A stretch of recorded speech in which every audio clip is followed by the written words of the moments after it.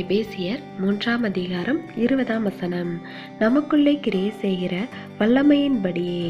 கிறிஸ்துவுக்குள் அன்பானவர்களே, கர்த்தருக்காக செயல்படுதல் என்பது நமக்குள் அவர் செய்கின்ற பல ஆவிக்குரிய செயல்களின் பிரதி விளைவுகளாக இருக்க வேண்டும்.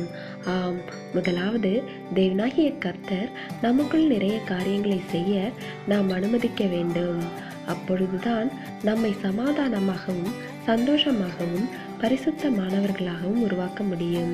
அது மாத்திரமல்ல, நமக்குள் நல்ல சுபாவங்களை உருவாக்கவும் ஆவிக்குரிய கனிகளை கொடுக்கும்படியாகவும் கர்த்தர் நமக்குள் செயல்பட நம்மை விட்டு கொடுக்க வேண்டும். அப்போதுதான் தேவன் எதிர்பார்க்கின்ற விதமாக நாம் செயல்பட முடியும். தேவனுடைய விருப்பங்களை அறிவதற்கேற்ற இருதயம் நமக்குள் உருவாகாவிட்டால் நாம் நம்முடைய மனதின்படி செய்கின்றவைகள் பிரமாதமாய் இருந்தாலும் அவை தேவனுக்கு பிரியமாய் இராது. ஏனென்றால் எவ்வளவு கொடுக்கின்றோம், எவ்வளவு உழைக்கின்றோம் என்பது முக்கியமல்ல, கர்த்தரை பிரதிபலிக்கும்படியான சாட்சிகளாக பிறர் நடுவில் வாழ்கின்றோமா என்பதே முக்கியம்.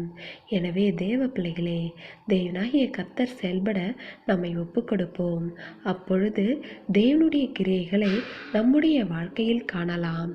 தேவனுடைய கிருபையும் இரக்கமும் உங்கள் அனைவரோடும் இருப்பதாக. ஆமேன்.